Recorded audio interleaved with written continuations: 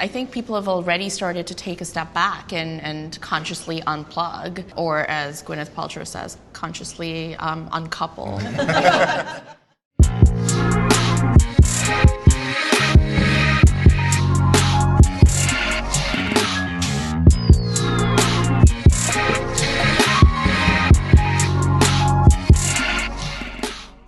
Hi, I'm Jeremy Hull. Welcome to the Roundtables, presented by iProspect. Today we'll be speaking with Dave NEWAY from IBM, JILLIAN Ryan from eMarketer, Ken Blum from BuzzFEED, TANYA Dua from Business Insider, ADRIAN CUTLER from Microsoft, and CATHY Taylor from WARC. Thank you for joining us today as we talk about marketing in the year 2030. That title always makes me think of the old Conan O'Brien. Yes. In the year 2000, right? Yes. So, Terry Pratchett, the famous English author, once said, if you don't know where you've been, you don't know where you are. If you don't know where you are, you don't know where you're going. And if you don't know where you're going, you're probably not going right. So before we dive into the next 10 years and where marketing is going to go, let's take a minute to reflect on what's happening today and what brands are succeeding. So let's start the conversation. Which brands have succeeded in embracing digital transformation of today and have set themselves up for tomorrow? And what are the brands that are failing, missing out on? What can they pivot to? You know, at eMarketer, we generally see that the high-tech companies, which we have several seated at our table right now, so IBM, Microsoft, the SAPs of the world, are doing a great job. And that's because they're equipped with budget and innovative thinking.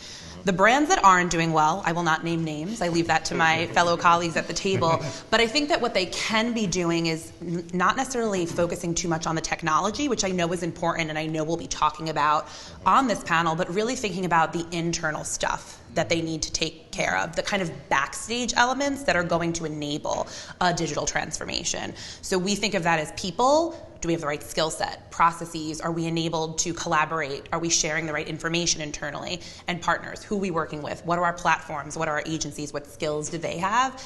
And getting that kind of internal stuff sorted, because that's what's going to enable that transformative vision and thinking moving forward. And you can't adopt a new technology if you don't have the right skill set internally, if you're not working towards the same vision. And I would add that, Jillian, too. I think a lot of the brands that are doing this well are given the latitude and the sort of permission to experiment with a lot of this new technology and offerings that are available. I think, having been on the brand side, I'm all too familiar with the fact that there are a lot of vendors out there, and then particularly in this day and age, there's a lot of talk about AI and a lot of buzzwords being thrown out there. And I think people need to be given the permission to actually take those risks, and if they don't work out, that's fine. You can fail quickly and then move on. But I think the brands that actually have some money set aside for innovation, regardless of what that ROI is, are the ones that are going to probably see the best return.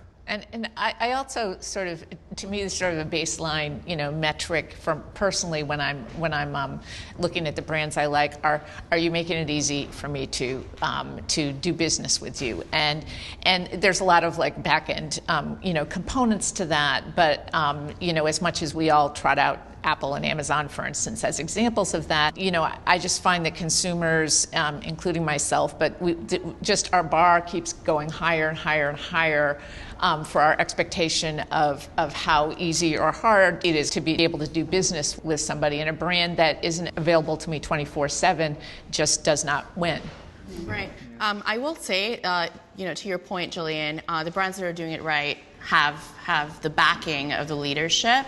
I was at a conference last week, and a top executive from Kellogg was talking about how the way you get that leverage is by proving things out. And I have noticed in my reporting that the brands that are doing it well are people that are taking little steps. It's not about this huge digital overhaul. It's about doing one little thing, proving that it works, and then getting more and more leverage from the leadership.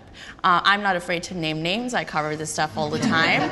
I will say, from an innovation standpoint, there's a lot of people trying to do this and do this effectively.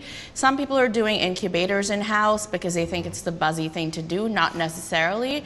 But one company I think that's doing things well is Anheuser-Busch. They have a whole dedicated unit called ZX Ventures, which is about building for the future. So one of the things that we had a chance to check out recently was this cocktail maker with Keurig So they're basically, instead of coffee pods, they're making, margarita pods. Obviously, they don't taste great right now. but it's something I would spend $400 on because I don't want a bartender when I'm hosting people at my apartment. But it would be nice to have a cocktail maker, right? I think that's a great example of a brand that's like doing a great job of listening to the consumers and really anticipating need, which is like a charter of a marketer. And I think that's another sort of key indicator of brands that will be successful in terms of looking towards the future, is kind of just being 2 steps ahead of their consumers and understanding. But they miss White Claw. Right, yes, they completely missed White Claw, yes. 2019. Yes. But maybe that's too far in the past. Well, if we're talking about Anheuser-Busch, they have Bon and Viv. Yeah. They're just like, marketing it weirdly with like mermaids and stuff when White Claw's clearly for the bros. But you're right, actually, about that connected to the consumer as well. So I'd give a shout out to Unilever. It was actually a couple of years ago at Cannes where the CMO stood up and talked about the inclusion journey and how that, they found that they could connect to their consumers by putting real people in the advertising. Yep. So, just a simple thing. And as he said, wherever you are on this inclusion journey, because it's a personal journey as much as anything, just look at the business benefit. There's a significant amount of money to be made there. So for me, that connection to the consumer, I think, is really key. The brands that are getting it right have realised who their consumer is, what they need to do internally, how they need to connect not only with their own internal people on new innovations, but also with the external audience. So, I think budget's a big part of it too. The brands that I've seen be the most successful implement what's called like a 70-20-10 rule. Yeah. So like 70% of the budget is the stuff that works, we know it works, email, we've been doing it for years, it's successful, we're still optimizing it, but it's performing. And then 20 is kind of newer stuff, but it's tried and true at this point. And the 10% is, it doesn't matter what the ROI is, just throw it at the wall, see what sticks, and then that 10% can eventually grow, but knowing that you're allocating 10% of your budget to try the craziest, most outlandish stuff and not being measured against that right away, I think is a good step to drive transformation internally. But I think one of the things, the question's interesting because most people are saying retargeting is working, and that might not be around in 2030. And so like if you shift all your budget and even organizational structure to people that are doing more cookie-based or programmatic, like you have to actually be planning for what are deeper partnerships or how do you actually build brands when there's less data that's available.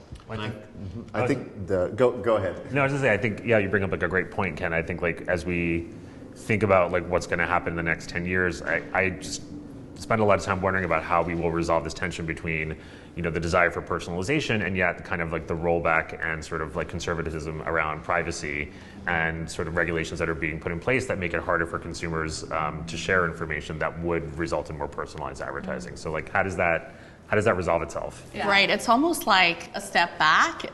Someone this morning that I was interviewing referred to it as Mad Men 2.0. Yep. Not so much, but of course that's changed in that people still expect that level of personalization and customization, but then yes, you're going to be soon confronting a reality where it's a cookie-less world, and then all your retargeting is going to fall flat.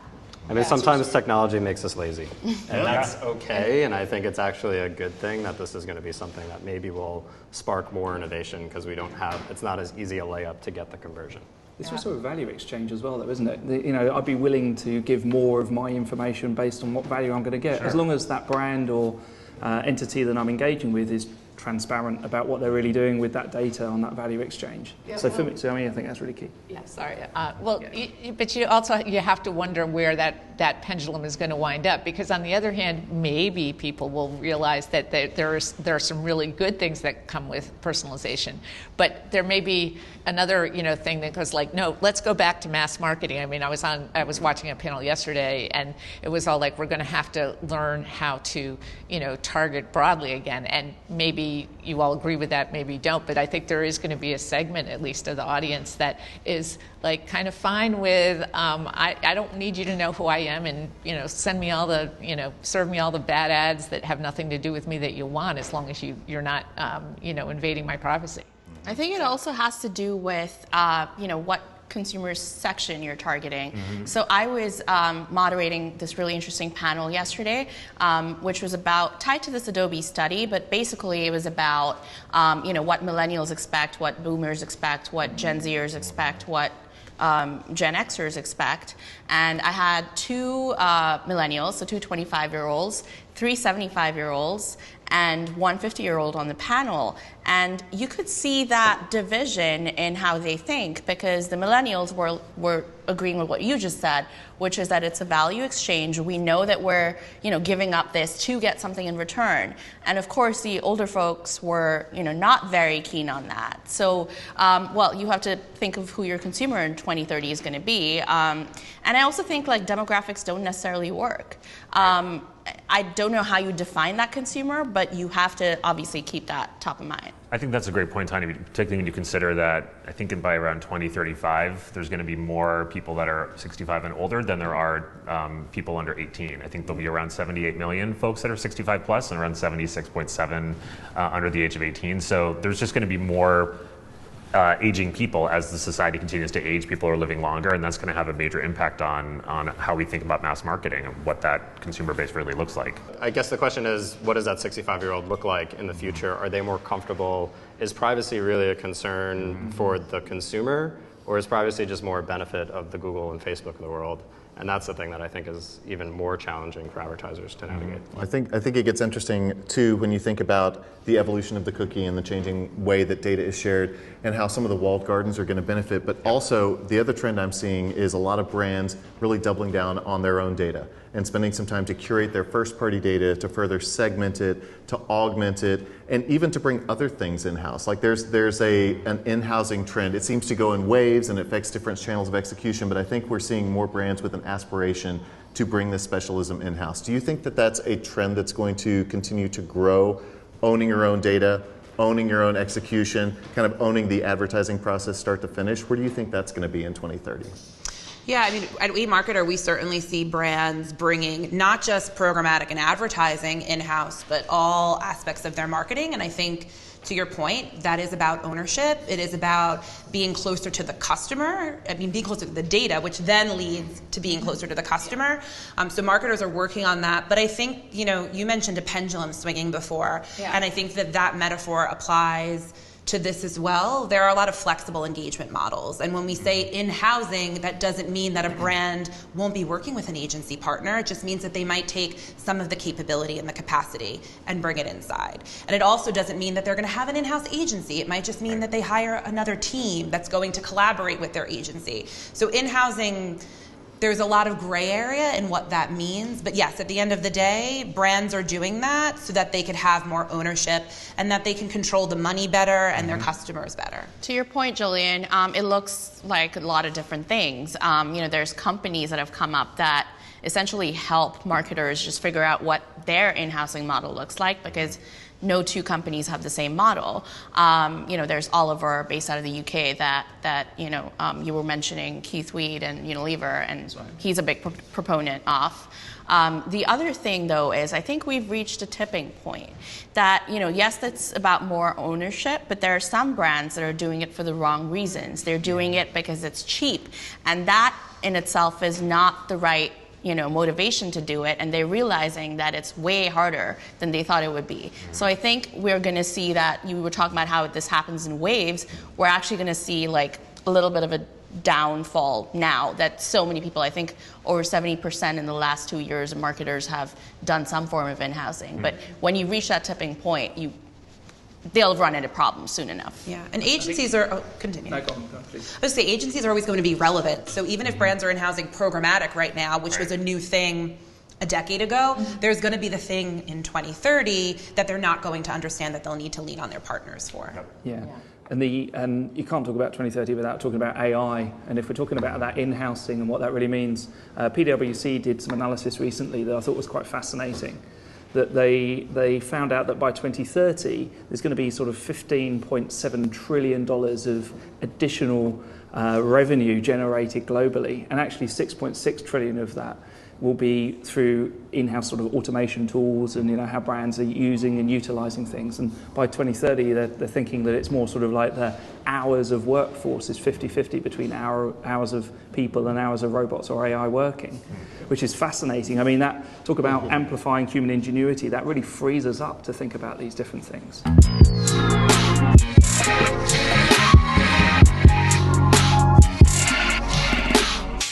let's dig into AI for a minute, because as someone who works at an agency, I'm glad to hear you think in-housing isn't going to cost me my job, but are the robots going to cost me my job? No, I feel like with AI, there's a lot of excitement. There's a lot of buzz right now between AI, machine learning, all the different tool sets that were available. But I also think there's a little bit of disillusionment happening because we've been talking about AI for over 50 years. And I feel like today what we have is actually just a minimal viable product. Yes. Like, it's not bad, but it's definitely not scalable, and it's not an easy button. You plug in a machine learning algorithm and your first result is probably not going to be that great. And I think a lot of people get disillusioned by that. So looking ahead in 10 years, where do you think we'll realistically be as far as AI amplified marketing and machine learning powered teams? Quantum computing. So for me, so far out there thinking now on 2030, but for me, it's coming, it's already here in some ways. So I feel that quantum computing will actually be quantum advertising, because it will give the AI the power it needs to be more than just a young child learning. That will actually give it the amplification it needs.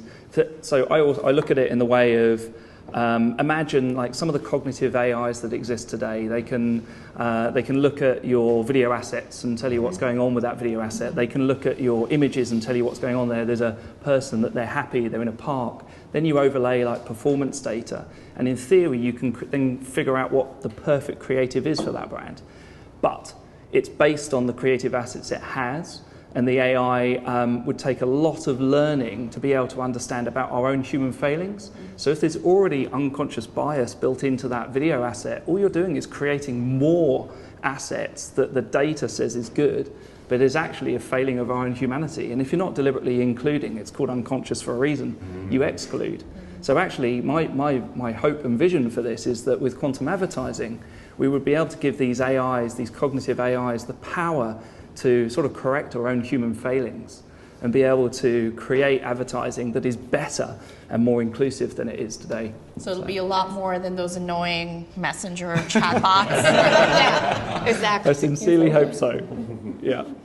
But you're not speaking to anything that different than the Facebook newsfeed and what biases were created from that algorithm, right? Right.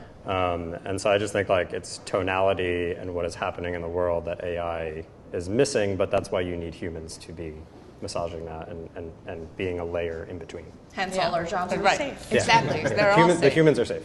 So, but I also wonder, it's so funny because, what works can change a lot over time. So it's almost like, to what extent does it become sort of like this works and this is what works, and then everybody as a consumer looks at it as wallpaper again, like this is advertising, and then so it's got to iterate like beyond kind of like. Like consumers are always ahead of technology. I know people don't always believe that, but I do wonder kind of sometimes like, so okay, define what works, like, and what are the components of an ad that works, and how do those change over time? I think, like Ken, to your point, I think like one of the things about AI that I find most sort of promising is that from my work at IBM with Watson, I've seen kind of the best results happen when man and machine are actually working harmoniously. And I think one of the things that, and maybe I blame the hoverboard from Back to the Future 2 for kind of like misaligning people's expectations about what the future would really look like, is that I think people had a misconception that like AI would just always tell them like 100% this is the answer and this is what you go with, and like you don't need any kind of human intervention to check that. That's not really the case. Like the purpose of AI is to help save time, improve efficiencies, and come up with a suggestion that is based on some, sort of informed analysis that like a human can then intervene and decide, okay, like does this make sense? And I think the one thing that AI can't provide that humans are uniquely positioned to do is empathy. And I think that without that, like AI will not really have any power whatsoever.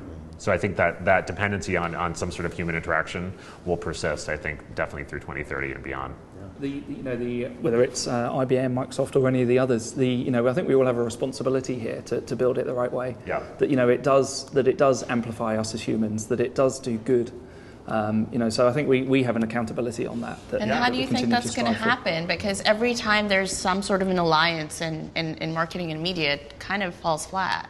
How do you envision that? I'm sorry, I'm playing the journalist role here, but I'm just thinking about it. What would that look like? Yeah. Cool. I mean, for me, I think it's, yes, okay, you need to have boards, you need to have alignments on strategy and core goals, but it's also like, to your point about like the human element, that if you're going to build something, you know, AI, run it through a human panel. Like, is this okay? Is this the right thing? And I liken it back to sort of Sheo Ice and, you know, some of our other ventures in this space with Tay. That, you know, I liken the difference, and I don't know if you're familiar with the two, but I look at the two, like Sheo Ice has like 50 million daily interactions. If you have an emotional breakup, we'll check in with you, make sure you're all right. So to the point about, you know, it's got that EQ, that emotional intelligence, not to the same extreme of a human, but it has. Whereas with Tay, you know, was set off in the space and to learn from humanity, and unfortunately adapted some of the darker side of humanity. So the difference between the two is really, the way I look at it is, Sheo Ice had parents to like check back in. So we were the parents of like, hey, I just heard this, is that okay? No, it's not okay. Don't go down that route. Or, yeah, that's great, you can build on that and you can learn from that. So I think it comes down to a point of that human element of, you know, how do we really, as trusted, transparent brands that are accountable for this development, really hold that human in high regard. But then also to my starting point that, you know, actually I still feel that there's a benefit of AI to capture our own and build on our own failings of unconscious bias. So thinking back to tying a couple of threads together, we talked about, you know, expectations of privacy and the value exchange of data. I think, you know, one of the other outcomes of AI isn't just interacting with consumers, it's also being able to analyze the data. So I've read a stat from Forrester not long ago that 90% of the data collected by marketers is never actually analyzed. And so AI is going to allow us to plug into that, but I think AI is going to grow at a geometric pace and want more data. And of course, we're going to have more data coming in because we have more points of interaction between the physical and digital world. There's video and facial recognition. There's the data that we're sharing by, you know, carrying around our smartphones at all times and the apps that we use and whatnot.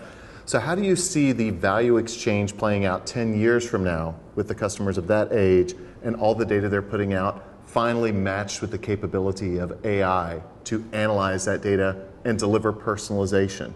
Do you think that there's a line that people are going to draw as far as which of their data should be used for personalization and which shouldn't?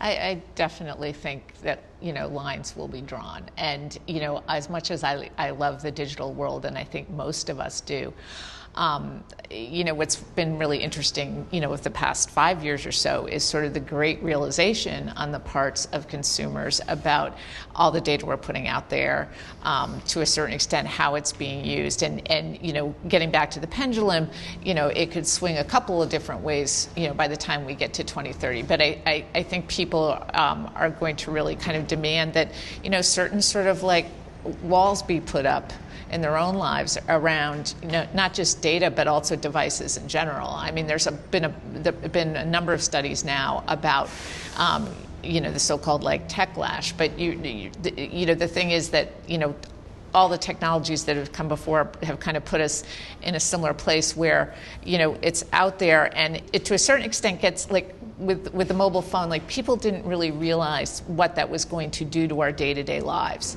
And a lot of it's great. But we also are kind of realizing, well, wait, we're giving out all this data. We're on this thing all the time. So I think 2030 is going to look quite a bit different. You can't spend more time on your phone than you are right now. Yeah, it's like some crazy stat, like 12 hours or something like that for some categories. Wow. And it's going up according to eMarketer. Yeah. And it's I think people have already started to take a step back and consciously unplug.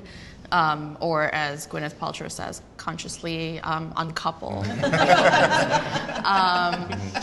And that's because you're right. It takes like a toll on your health, on your mental health, on like even right now walking up to this you know event. I was on my phone. I was answering Slack and I was on email, and I'm like, when do I unplug? And I was with this old couple in a cab, and they were just like sitting and looking outside, and he's like, did you see this building? It's like been reconstructed. And I'm like, oh my God, my mind is going through 50 things right now, and I don't have the luxury to just sit back and like look outside. So I think, to your point, people have already started pulling back. Yeah, and data is part of that analysis of what these devices are, you know, how these devices are part of our lives. It's not just about the device, it's about the data that we're putting out there. But my hope for the marketer angle is that AI enables them to leverage data, because at the end of the day, right now, there's a lot of really cool data we could be using, but most of our campaigns are built off of an impression-based MMM model that none of us really agree with. Yeah. And so can AI be that thing that allows us to enable better marketing or enable better effectiveness? Yeah, and actually the World Economic Forum did some analysis that in only about 3 years' time, so 2022, that there will be 58 million net new jobs globally that are AI focused. So I completely agree with you that it's like, how does that enable a marketer, but also then with that ability and that power that actually it creates net new positions, as we need to conceptualize and understand this in a deeper way. Are those more like tech positions or marketing positions? Yeah, so they're pretty broad, that it's just the AI ecosystem. Because Pretty broad. I see the marketer and the technologist kind of merging absolutely. as one, and I think while creative and brand are super important, and I could talk about that forever, like we can't lose that art, but you need to have that data science skill as well in order to even just understand how to use AI to enable better advertising. I think we're seeing some of that happen in the resurgence of out of home again. Yep. I know there's some, people that do this, and I'm skipping on the names, but they have these posters and they're digitized, and depending on your eye movement tracking, they'll be able to say how engaged you were. And so to your point, that's using technology and AI to sort of get deeper insights. There are some stadiums that actually use biometrics and recognition like that to see the demographic of who's in the surrounding area, and then they update the image based on that, which is cool as a marketer, but as a person attending a Mets game, I don't know how excited I am. Or that's that 10% of spend, right? Yeah, I guess. It's not actually, the 90% of spend is still on really antiquated models for measurement. And I think there's also, the opportunity to share data in aggregate for the greater good. So whenever I think of biometrics data, it kind of creeps me out on the marketing side of things, but when you think about sharing that for quicker diagnosis of disease, identification of cancers, that is incredibly powerful, and that data set could be incredibly rich. And so I think it's an interesting balance, but of course that implies a level of trust. If I'm sharing that with someone, is their database secure? Are they going to share it somewhere? Are they going to eventually sell it to someone and then tie that back? Are they going to be Facebook and allow others to scrape all that data? Yeah. And there's an implicit understanding, and I think it's going to have to become much more explicit as consumers are more savvy and as they're getting used to understanding the value exchange of these type of data contracts. And what does inaccuracy in those things mean too? And the reason I say that is Facebook thinks I'm my sister. We're 5 years apart, but every time she's somewhere, it's you've been tagged in a photo, and I'm like, nope. That's my sister. So so that's a funny example. Right. But if there are serious implications, such as a health diagnosis, or what does that mean? Yeah, it's used for law enforcement all the time. TSA is, and there's a lot of implications for the travel industry with airlines and hotels using fingerprints to let you in the room, which is cool. But it's what if you're wrong? Right. And you were talking earlier about the rising expectations. I think it's an interesting tension that people will complain about marketers having too much information, and yet when there's an inaccurate ad, they'll think it's funny and want to share it. Come on, guys, don't you know me better than that? So it's a little bit of that expectation is there. Guilty as charged. I did that with an email yesterday where someone called me Brooke. But do you think that maybe in response, I feel like the trend in our industry is to generally use technology to solve for the problems that technology is itself creating.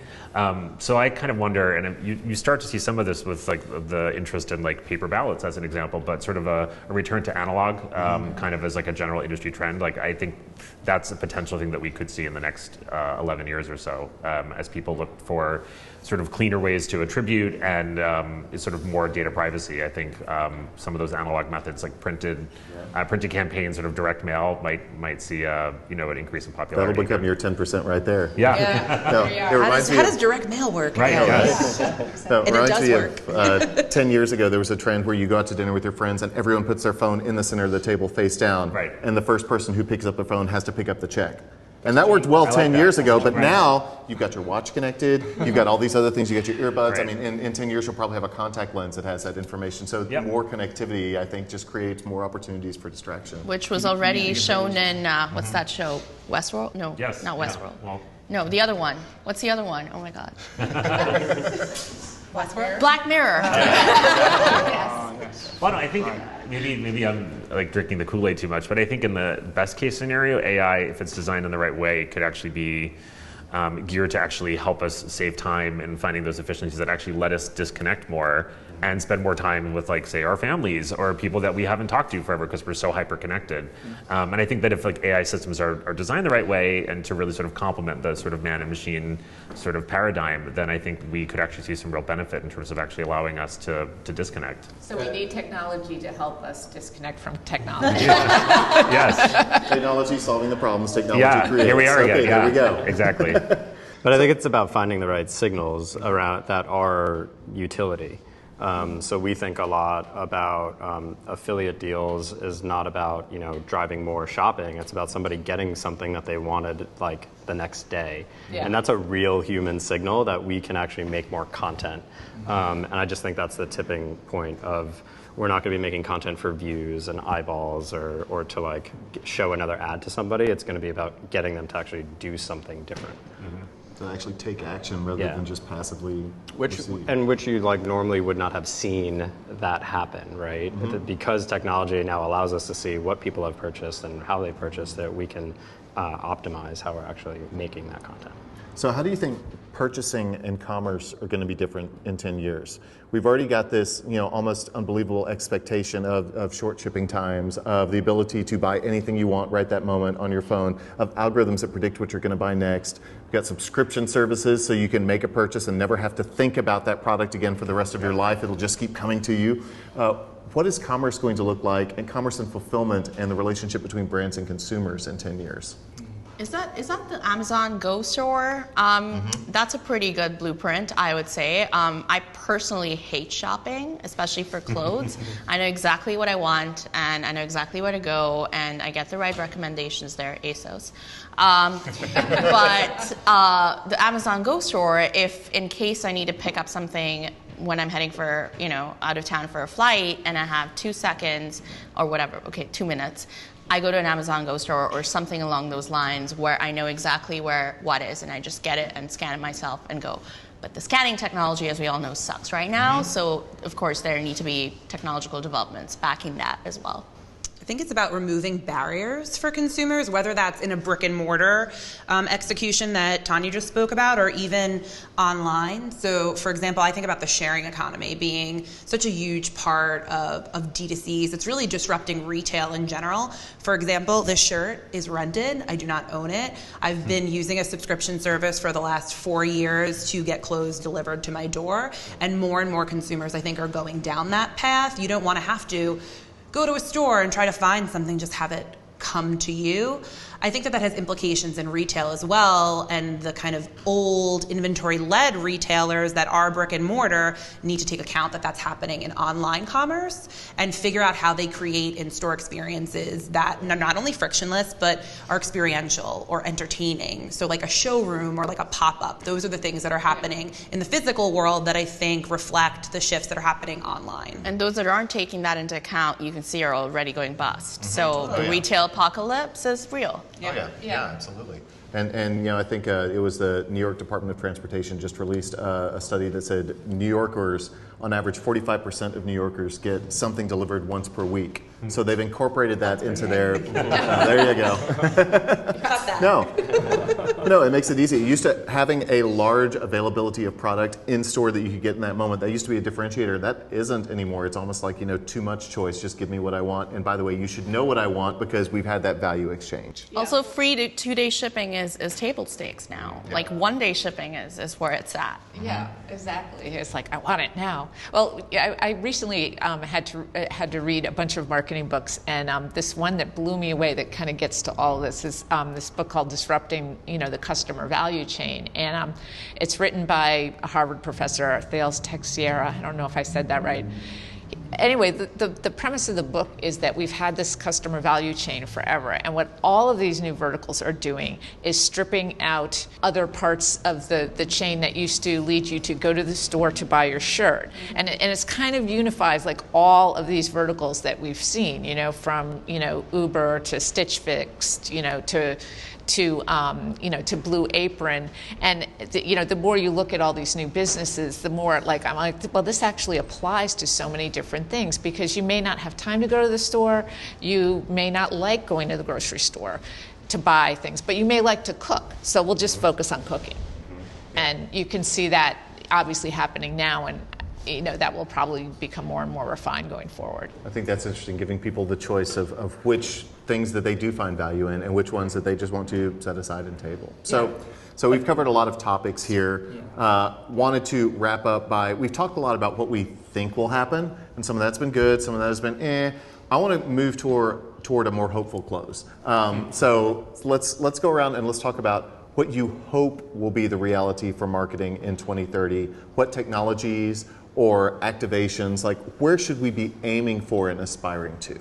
We talked about AI. I think augmented reality is something we skipped, and I think that is where it's at. Sure, the dancing hot dogs were fun, and those building things that Snap is doing is fun, and I know they've been trying this out with those partnerships with Amazon and whatever, but they really, I mean, not they, but anyone with a decent AR setup needs to really double down on that.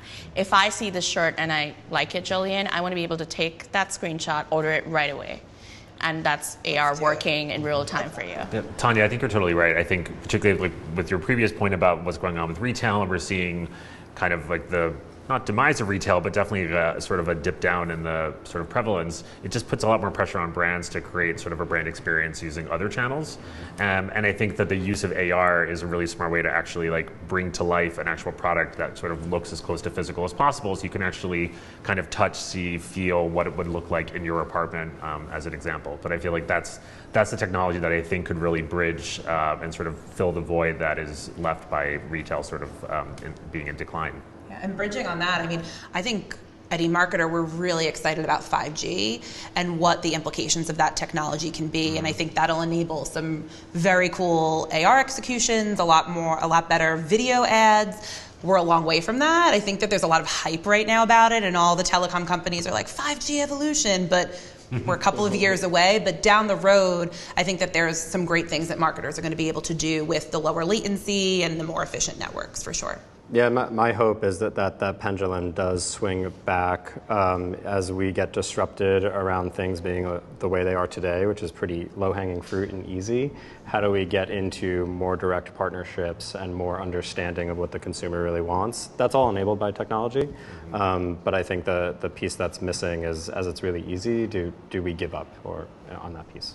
For me, you only have to look at the rise of the voice of one, empowering all school kids to step out and say, I'm not okay with what we're doing on the climate. So I'd love to see that actually how AI and marketing is positioned in a way, given the power of quantum computing, to allow consumers to have a real choice, to understand what that real chain of commerce really is and what has positive and negative impact to humanity, whether that's climate or whatever. So, whether it's the demise of plastics or the change of a jet engine. I saw like the Sabre thing that's coming out shortly by 2030. But to be able to use that quantum-powered AI to truly understand that full value chain, so that people like Greta can make an informed purchase choice. More transparency. Exactly, yeah. So for me, that's key. I think that would be my ideal by 2030. Well, it's interesting. This kind of touches on what you said, but I think going forward, and we're certainly seeing this now, this much greater sort of social consciousness on the part of brands. And I was at the session the other day with Mark Pritchard from P&G, and it's really fascinating, if you've been following a company like that for a long time, to see them just taking issues on and trying to do things about them. And I think between sort of a higher corporate consciousness, which is not necessarily about technology, and the ability of technology to sort of solve problems and crowdsource solutions and all that's really something that I'm looking forward to in the next 10 years. Thank you so much for such a spirited conversation, for digging into these opportunities. And on behalf of iProspect, thanks for taking the time. And open invitation, if you want to meet back here in 10 years, and see where we landed. Okay. Thanks. All right.